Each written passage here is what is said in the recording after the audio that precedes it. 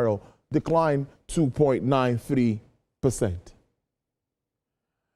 Now let's get to our conversation, getting another perspective to the tax laws and the reforms. President, International Center for Tax Research and Development, Mrs. Morenike Babington-Ashaye, has emphasized the need for managers of Nigeria's Commonwealth to account for tax revenues and ensure improved transparency about how funds are used as stipulated by the law. She also charged the national and state assemblies to ensure that tax revenues are not lumped with others, but must inform Nigerians about what the tax revenue is used for in terms of infrastructure, social services, and cash benefits. Mrs. Babington-Ashaye made this submission at a lecture entitled "The Political Economy of Nigeria's Tax Reforms and Its Social Implications," delivered at the 20th anniversary of the Tax Club of the University of Lagos, recommending that the state houses of assembly should embark on creating laws for sharing Nigeria's commonwealth between the citizens and government, as Nigerians have no business with poverty. Well, my guest is the President, International Center for Tax Research and Development, Mrs. Morenike Babington-Ashaye. Thank you so much. It's good to have you join us in our studios for the first time. Good afternoon. Thank you so much for coming in, ma'am. Thank you, Tolu. This is a beautiful place you have. Thank you so much for coming in. Thank you. Yes, I think we should start first with, I've not heard your views really around the new tax law. I would like you to tell us your general view first about it, because everyone has said, oh, it's going to make some bit of clarity, it's going to change so many things about our tax system. As a professional in that field, tell us what you make of the new tax laws as signed into law. The new tax law, for me, is beautiful. I could see a codification of all the taxes we have. As a Nigerian, as a foreigner, as a visitor to the country, it's easy for you to take our new tax law and see all aspects of taxation, which is great. The committee has done a great job putting things together in such a format. And I like the language. The language used in the new tax law is good. You don't need a professional to interpret.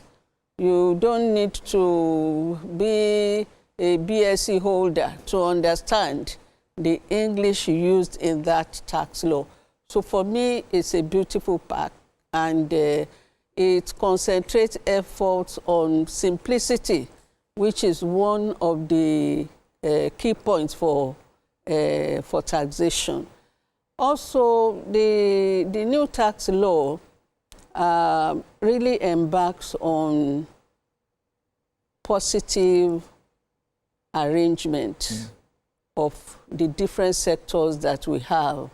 Petroleum, those who are entrepreneurs, those who are in businesses, individuals, capital gains tax, for me, it's a good job well done by the committee. That's how I see it. Yeah. Now, looking at the position made by the chairman of the tax reforms, he says this is actually pro-poor when we look at the limit of some salary earners that won't be taxed and all of that. Are you in tandem with the expected projections of this law? Well, the chairman and the committee, members of the committee, they have only played their cards within what is known to them. What I'm saying is that we know that the basic, the minimum wage is 70,000 yes. per month. And they have played around that figure. But my belief is that before you can say it is pro-poor, we need to understand what is the standard of living that the government expects of any Nigerian. We really know that 70,000 is nothing for any Nigerian now, even a single man, a single employee. So when you look at it, the committee has played around what is known to them. But what is most important is for us to have the standard of living. You know, what is that amount? What does the government expect a Nigerian to have? A Nigerian who is out of school, maybe secondary school, maybe a graduate. Okay. You know, should that graduate be able to have a decent home? Should that graduate be able to get married, have children? Should that graduate be able to have a vehicle? Should that graduate be comfortable? So this will be parts of the standard of living. But it is not it may not be the business of the tax reform committee. The president may have to, you know, have a committee, organize a committee of social scientists who have the capacity, who have the ability to determine what is the standard of living expected of any Nigerian. But for me, when you say pro-poor, like I said, Nigerians have no business with poverty. The only problem we have in this country is that our wealth, our common wealth, is in the hands of few people. If we have that commonwealth well distributed, nobody will be talking about poverty in Nigeria. And recently, I think the President Bola Ahmed Tinubu said the state should allow you know, these resources to trickle down. Water the grass. Yes, water the grass. And if that grass is to be watered, it must be well fed. So I believe that what President Tinubu should do is to have an executive order, because that is the only thing that the governors can act on.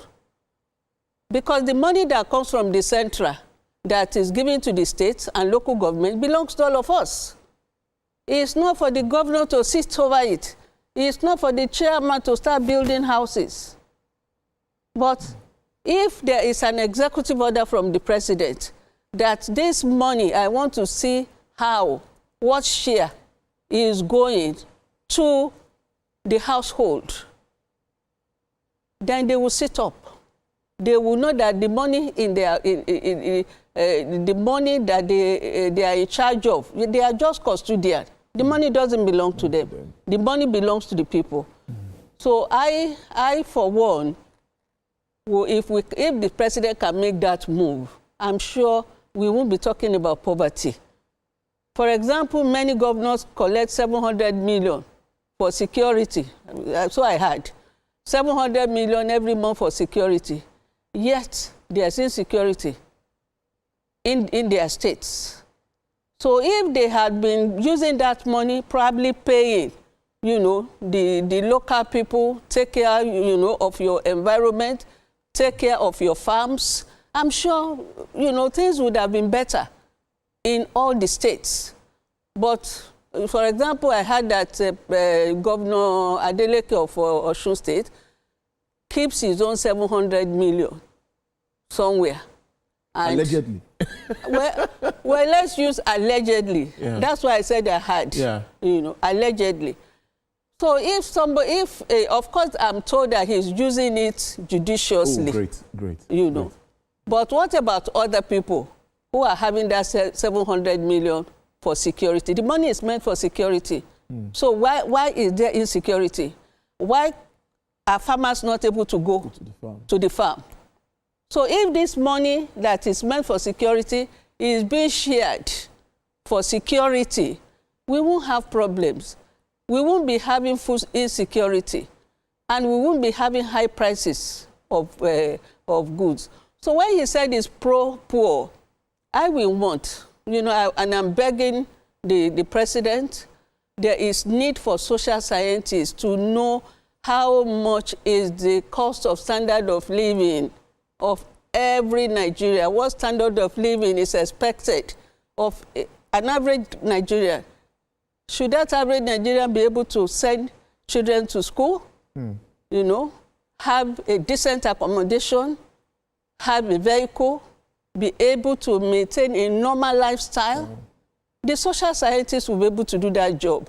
And without doing that, we cannot know the adequacy of the tax relief that has been given. Now, if federal government generates more revenue through this new tax law, which is one of it, not the entirety of reason why these laws came into place. How do we as Nigerians now, we're talking about accountability and transparency now. That's what you've harped on, because I went through your speech and I saw that it's more of how can we monitor government and make sure that they are accountable and they're transparent in their spending. Fiscal responsibility. Yeah, it's, you see, the problem we've been having over the years, Nigerians have been put behind. It's as if Nigerians have been put behind bars, not able to talk, not able to do anything, not able to, you know, it is our belief, and it should be our belief.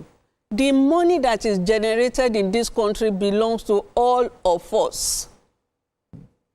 So if you have a sitting senator collecting 21 million every month as running expenses, we should know what he's running. We should know the expenses he's running, because they normally say, oh, anytime I go to my village, people are always coming, asking for money, bringing list of expenses. Oh, they want to marry, the children want to go to school, something happened, they are sick, they are in the hospital. That's not your job. That's not what you are collecting 21 million naira for. You as a senator, you should have been able to make law that will ensure that every Nigerian gets money directly. There's nothing stopping us. You see a lot of countries that do not even have oil as much as we do in Nigeria. They don't pay tax. They have free service, you know, good school, good health care, good roads. Look at Qatar there, a very small country. It is the job of our senators, our representatives in the National Assembly, to make sure that Nigerians are happy. But you know, there was a day, I think it was Senator Smart that said something at the National Assembly. One of them was talking, and Senator Smart said, oh, we have to be careful, you know, people can revolt. And one just came up, one representative came up and said, who is going to revolt? Who is going to revolt? Is it the organizer who does not know how he's going to have his dinner? Is it the middle, or what do you call it, the average Nigerian who is running up and down, how he's going to pay school fees? I was shocked. So does it mean that our senators want to put us down, that we will not have any means of livelihood? When he is saying that, is it the organizer who doesn't even know where his dinner is coming from? I cannot imagine, because it looks as if, whether unintentionally or intentionally, our government is making us poor. If he says who is going to revolt, they can't even. It is true. It is only when you are well fed that you'll be thinking of what government is doing. But that is bad. If everybody is happy, if everybody can send their children to good schools, if everybody can have, you know, good health care, they will not bother you but to make advice. But for you to make sure that you pull the people, you push them down to the extent that they will not be able to say anything. And that is what is happening generally in Nigeria. In your speech, you also mentioned that centralizing the tax system and sharing revenue according to formula is regressive at this time and age. I don't know. Can you make us get that point clearer? Tolu, you know, we are supposed to be in a federation. Yes. Every state is supposed to work hard. Not some states sitting down and expecting handover. Expecting handouts. That is not fair. If you remember when Nigeria was having regional government, you see how every region was working very hard. But now some states are not even working because they know whether they like or not, the money will come. So it's regressive. If we want our economy to progress, all states must wake up. They must do business the way they are supposed to do. You look at Lagos State, Ogun State, see how much time they spend bringing foreign investors into their states. There are some state governors who don't bother to do anything at all. But because they are going to have that handout, it's none of their business. There will be share coming to me. That is why I said it's very regressive. We are not making our state governors to work. We are not even, a lot of, look at, we have 3.9 unemployed Nigerians, so say National Bureau of Statistics. Why should that happen? In Nigeria, everything is federal government, federal government. What are the states doing? What are the local governments doing? The local government, the federal government must ensure that the people living in their area or in their states, in their local government, are employed. There are so many small businesses today that have packed up because they can't even pay labor. So there should be connectivity between, even among the local government, the state, and the federal. But there's nothing like that. Just because they know that anything that happens is federal government, people is always on federal government, and they are folding their arms, looking at everybody pouncing on the federal government. But it is for the federal government to let them know that the money given to your state is for the state to do this, to do that. But the federal government is keeping quiet.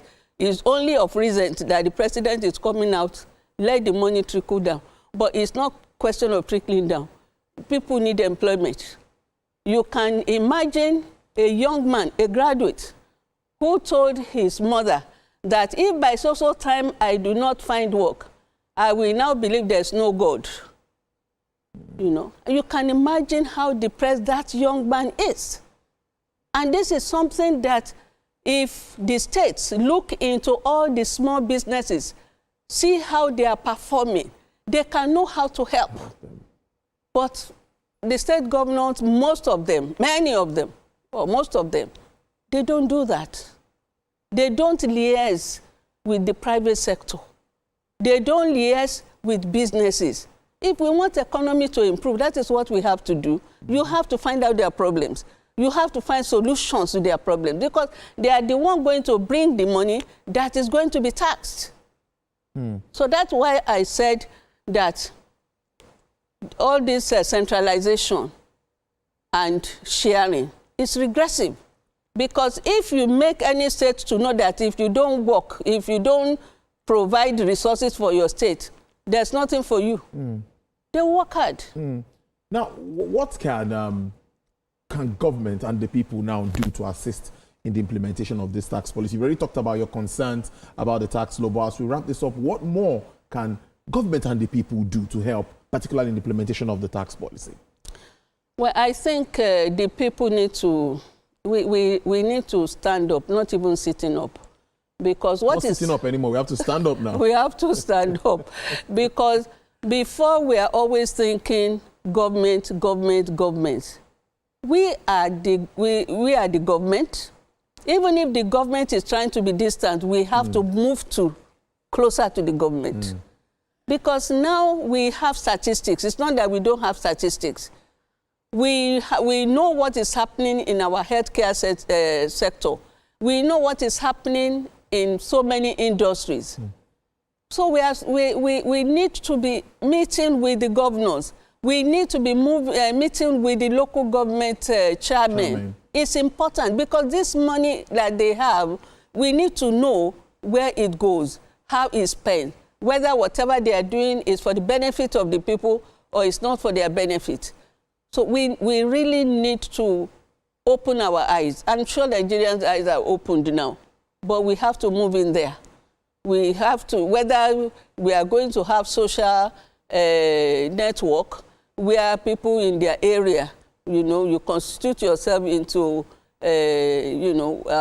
probably a committee watching what government is doing. Oh, this 1 trillion has come in today. You have the right to meet with your governor. You have the right to meet with your chairman. It's your money, and we employ them.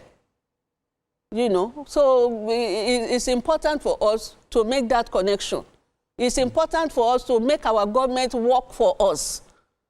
If anybody, like what happened recently, there's a man that was being beaten, whether it's in Enugu or so, for, you know, having video showing that the road to their areas, the roads are bad, and calling on President Tinubu, and the man was beaten up. That is very, very bad, you know, because that is activism. That is the duty of that citizen. It is the duty of the citizen, because he cannot go to the governor and say, do this. But since he shouted and the president sees it, the president can call on the governor. I saw your roads, they are very bad. Why haven't you repaired them? Why haven't you? That is the connectivity we want. It's not for any governor or the senator to say they should go and beat somebody who is reporting something that is necessary, something that will be useful to his community. But we cannot, because of that, stop doing it. We have to make sure we connect. Let's connect with the governor. Let's connect with the chairman. We know how much they... Let them tell us. And this, what do you call it, town hall meetings. That town hall meeting should be every month. There's no reason why it should not be every month, so that the governor can, you know, meet with the people under his state, and then they can interact. Instead of you going to build railways from Kano to Kafanshan or whatever, we need roads in our community here. So that exchange is very, very important. I would be glad if our state assembly can please pass a law how much money should be going to each household. You know, apart from these taxes, we also have money from mineral resources. Mm-hmm. That is God-given money to us, so that we are not poor. So government, the state assembly must know when the governor collects this money, when the local government chairman collects this money, because we cannot be talking of federal now. They have given us our portion. It is for us, it is for the State House of Assembly to know how that money, you know, instead of trickling down, rush down. Let it rush, so that we can all be happy.